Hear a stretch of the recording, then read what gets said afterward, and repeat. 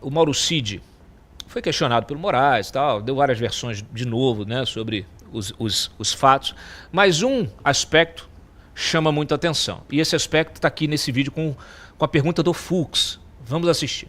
Que em várias ocasiões o senhor falou que nessa qualidade de anteparo, o senhor tinha a função de pressionar o presidente para assinar minutos do Estado de Defesa, Estado de Sítio e etc. e tal. Esse documento foi assinado? Não, senhor. Não foi assinado. Em nenhum momento não foi assinado. Inclusive, era a grande preocupação do comandante do Exército, por isso que ele me chamava várias vezes, era que o presidente assinasse alguma coisa sem consultar e sem falar com ele antes. Porque, de certa forma, de todo aquele imbróglio ali de pessoas, desses grupos que eu dividi, ele acabava sendo a voz mais lúcida, que ia conversar, que dava um entendimento maior do que estava acontecendo. Quando estou recebendo a denúncia, eu fiz a ressalva que eu gostaria de ouvi-lo. Sim, senhor. Porque o senhor fez várias colaborações com o ministro Alexandre aqui, foi uma das primeiras perguntas. Nessas várias colaborações, umas eram relativas a uns fatos e outras relativas a outros, mas no conjunto dessas várias colaborações, o mesmo assunto foi tratado em outras colaborações também. Quer dizer, teve uma colaboração só para esse assunto, teve uma colaboração para outro assunto, depois para outro assunto. Sim, senhor. Eu quero saber sim, eu sei que foram vários. Isso. Eu quero saber, com relação a essa questão da decretação do Estado de Sítio, tentativa de golpe, essas suas inquirições foram sendo complementadas? Foi uma vez que eu falei todo geralzão, né? Fiz um grande depoimento maior. Depois eu fui chamado, creio que mais uma vez, né, com relação à identificação de pessoas, né, para confirmar se era aquela pessoa que estava lá. Depois eu fui chamado outra vez, que foi, se eu não estou enganado, para falar sobre uma outra reunião dos militares Forças Especiais num bloco de Brasília, num salão de festa de um bloco de Brasília, né? E depois da prisão, eu fui chamado para falar desse plano verde-amarelo, ou punhal verde-amarelo, aí então foi basicamente isso. Mas teve um grande depoimento, e depois os outros foram esses pingados para complementar, não complementar, mas confirmar ou ratificar outras informações, presença de pessoas, se eu lembrava ou não lembrava desse fato, sobre isso aí. Olha aí. Qual é a notícia? A notícia é o seguinte, nunca assinou nada. Aí, eu vou combinar com o link 9, coloca aí na tela. Essa manchete você só leu no site, no nosso site, claudiodantas.com.br. Por quê? Porque o resto da mídia fica olhando e fica esperando a manchete que vai corroborar tudo aquilo que eles publicaram.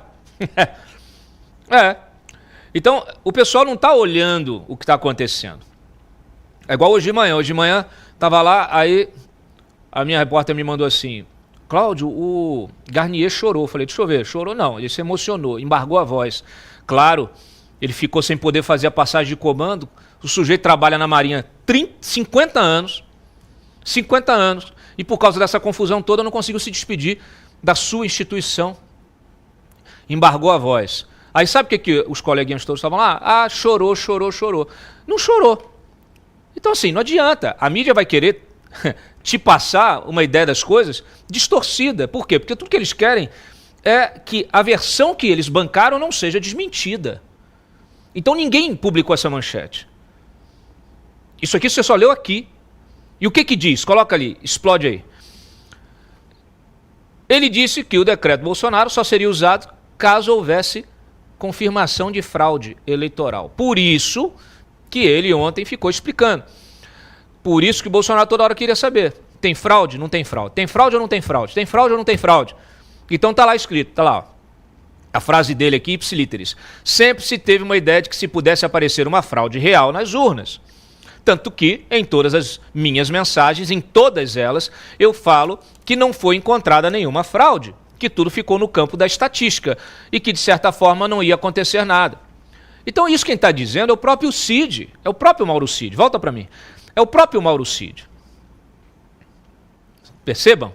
O Mauro Cid, Júlia Luci e Carol Esponza, ele está dizendo que, primeiro, o Bolsonaro nunca assinou nada. Depois, ele está dizendo o quê? Que o que aconteceu foi, o Bolsonaro queria saber se tinha fraude. Pesquisa aí, vai, tem fraude ou não tem? Aciona um, aciona outro, bota lá, tinha uma equipe militar acompanhando junto ao TSE, formalmente, com autorização do Barroso, lá aquela comissão de transparência pública. E saiu da eleição dizendo o quê? Pessoal, todo mundo, não teve fraude. Aí faz, então não teve fraude, aquele papel vai para o lixo da história. Agora, ele tinha o direito de estudar possibilidades de reagir a uma fraude? Pelo amor de Deus. Ai, meu Se Deus. existe uma fraude eleitoral, se houvesse uma fraude eleitoral, Sério. seria um caos. Tá certo? Se houvesse uma fraude eleitoral, seria um caos. Como é que você reage ao caos institucional, Carol Esponza?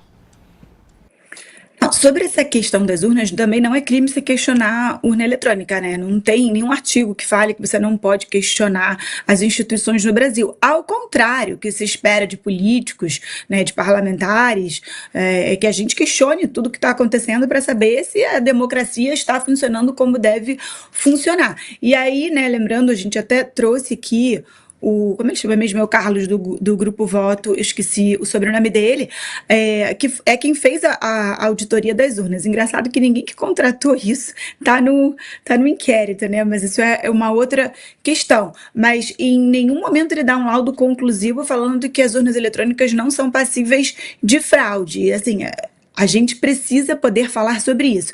Mas o que me chama a atenção, né, nesse comecinho desse vídeo, né, ali da fala do Fux em relação ao Cid, é que ele fala o seguinte: você estava numa posição que tinha a capacidade, o poder de influência do Bolsonaro para assinar ou não assinar. Gente, isso para mim, assim, é gritante, porque o Cid, vamos lá, gente, ele era ajudante de ordens do Bolsonaro.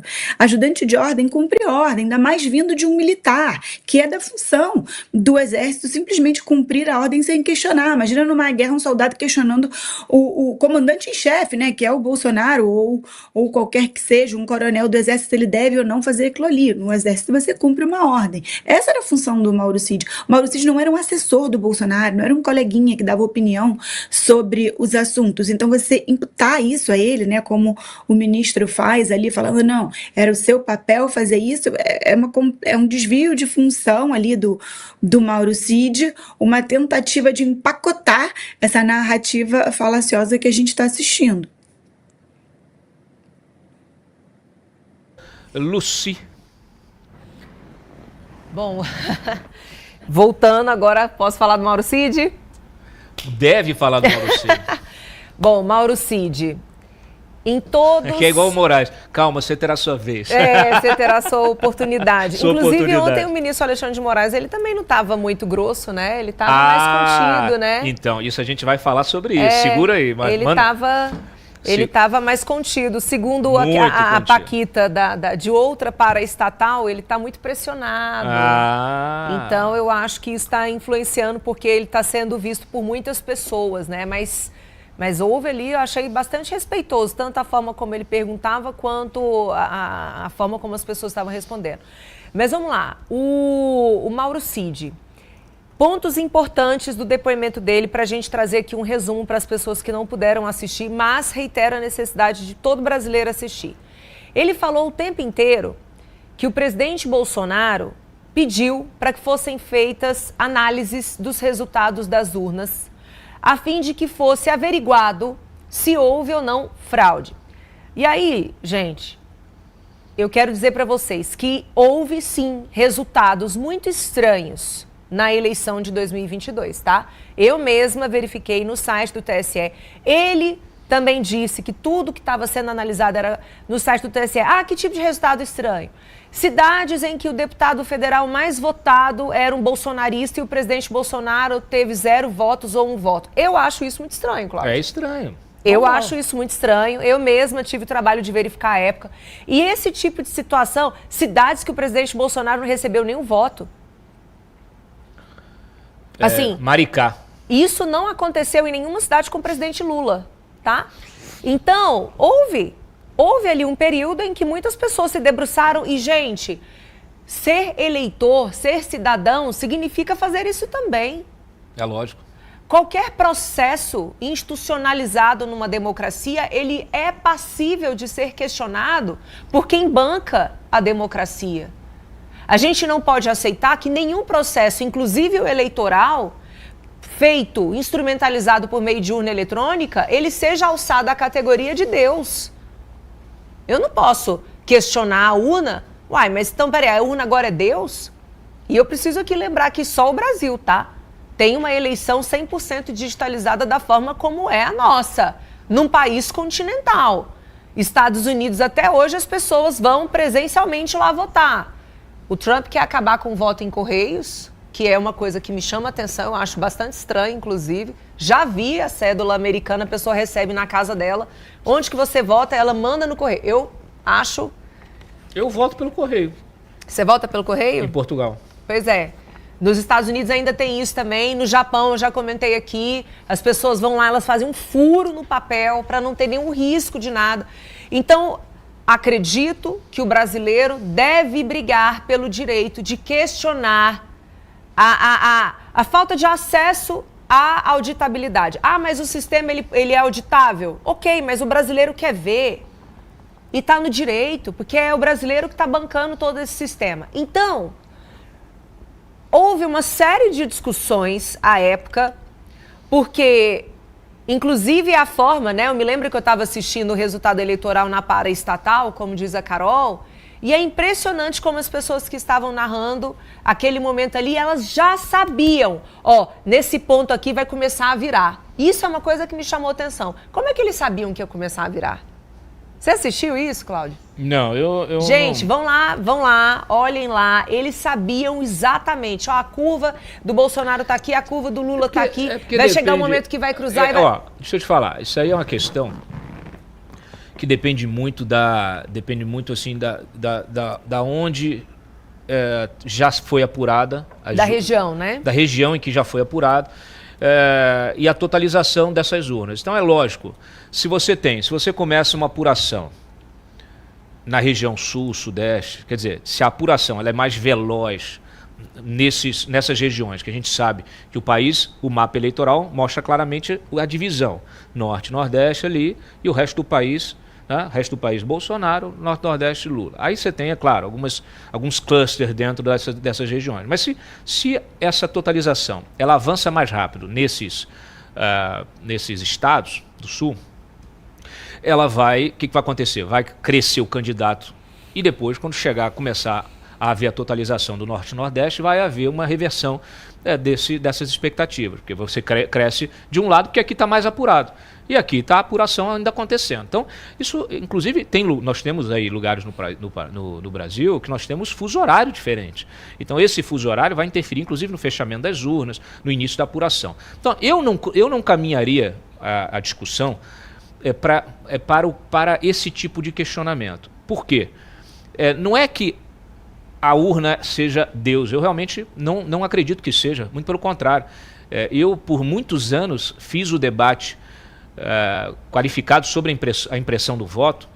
Inclusive a Bia Kicis, conheci Bia ainda militante ativista dessa pauta, muito antes de ela virar deputada. Conheci lá aquele menino Diego Aranha. O que eu estou falando é o seguinte... É só para contextualizar.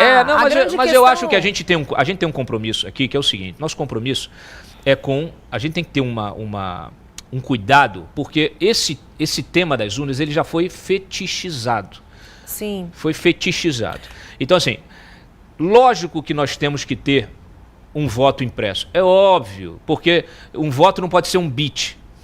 Ponto. O voto não pode ser um bit, porque o bit não existe no mundo real. Pronto. Exato. Agora, questionamento, mas inclusive eu acho que enveredou, eu acho que o encaminhamento do debate ele foi para o lado errado. Eu acho que boa parte dessa confusão, ela está no encaminhamento do debate. Por isso que a gente precisa recolocar o debate, como me disse aqui o Felipe Gimenez, no dia que ele esteve aqui, que é um especialista nesse negócio, que ele falou, Cláudio, a gente precisa entender que o voto ele precisa ser contado. E precisa ser contado com o escrutínio público, é o que está na Constituição. A apuração tem que ser pública. Não é que o bit, o voto, enquanto ele é eletrônico, ele não é materializado. Mas a grande questão é que então o depoimento do Mauro Cid girou muito em torno desse ponto. Ele deixou muito claro que o presidente Bolsonaro pediu para investigar se houve fraude. Se tivesse identificado fraude, aí eles poderiam ter tomado algumas providências. Como não houve fraude, não identificou-se a fraude, pelo menos, morreu a história. Ele repetiu isso, Cláudio, diversas vezes. Diversas vezes. É um ponto nevrálgico para a gente compreender essas conversas que estavam acontecendo. Quando eu digo que existem algumas coisas que merecem ser discutidas, porque chama atenção, são curiosidades, inclusive para mim, certo? Eu acho que todos nós somos livres para a gente analisar um processo e para a gente debater sobre ele, afinal de contas, a gente vive uma democracia. Criminalizar essas conversas é um absurdo. Você coloca um manto de censura e tudo aquilo que você proíbe de discussão tem um quê de dificuldade de a população aceitar. Certo? A melhor maneira de você encerrar um assunto é colocar clareza sobre esse assunto e liberdade de debate sobre esse assunto. Então, o Mauro Cid, ele frisou várias vezes. O presidente Bolsonaro deixou claro que jamais faria algo além daquilo que a Constituição prevê e jamais teria sido aberto qualquer tipo de processo, como o artigo 142, estado de sítio, ou a própria GLO, se não tivesse identificado algum problema. E não identificou-se. Então, a partir daí, ele mesmo falou várias vezes. Todo mundo que chegava para mim querendo que eu desse uma expectativa de que, não, vai ter alguma ação sim. Ele falava, gente, não vai acontecer nada. Eu acho que ele repetiu isso umas 10 vezes. Do depoimento que eu assisti da parte dele, ele falou assim, eu repetia que não ia acontecer nada, que o presidente Bolsonaro já estava recluso, que o presidente Bolsonaro, ele próprio, não estava atendendo as pessoas, que não, ele, Mauro Cid, não teve acesso à minuta daquilo que estava sendo discutido. Ele leu apenas a parte dos considerandos. O que é considerando, gente? Para quem não é do meio jurídico, para quem não trabalha muito com lei. Sempre quando você vai publicar, seja uma lei, seja uma resolução, uma portaria, qualquer ato que venha do poder público, você não publica a determinação assim de imediato. Você coloca, considerando, no caso, né, a eleição de 2022, considerando que os partidos políticos, considerando... Então, você precisa contextualizar o momento fático a que aquele ato normativo se refere. Isso são os considerandos. O conteúdo material da norma, do ato em si, o Mauro Cid disse que não viu. Mais uma pessoa que não viu a suposta minuta de golpe. E aí eu preciso trazer um argumento que o presidente Bolsonaro sempre traz. Como é que você pode argumentar que algo é golpe, sendo que a ideia era trazer a aplicação, se fosse o caso, a aplicação de um artigo da Constituição Federal? A palavra golpe traz a ideia de rasgar a ordem estabelecida, romper com a ordem estabelecida. Quando você lança um instrumento constitucional, não há que se falar em golpe. Então, Mauro Cid, em poucas palavras, diz que não viu a suposta minuta de golpe, diz que o presidente Bolsonaro somente faria algo se tivesse sido identificado alguma fraude. Não houve a identificação de alguma fraude. Ele não participou das supostas conversas, ele não viu o momento em que supostamente o almirante da Marinha tinha dito que a Marinha estava às disposições do presidente Bolsonaro e que o presidente Bolsonaro não comandava os acampamentos, não tinha relacionamento com as pessoas que estavam acampadas. E que muito menos o presidente Bolsonaro determinava que o acampamento avançasse ou recuasse, ou então que ele mantivesse esses acampamentos. Foi esse o resumo da história. O que o Mauro Cid falou foi isso. Esses são os 5 pontos principais.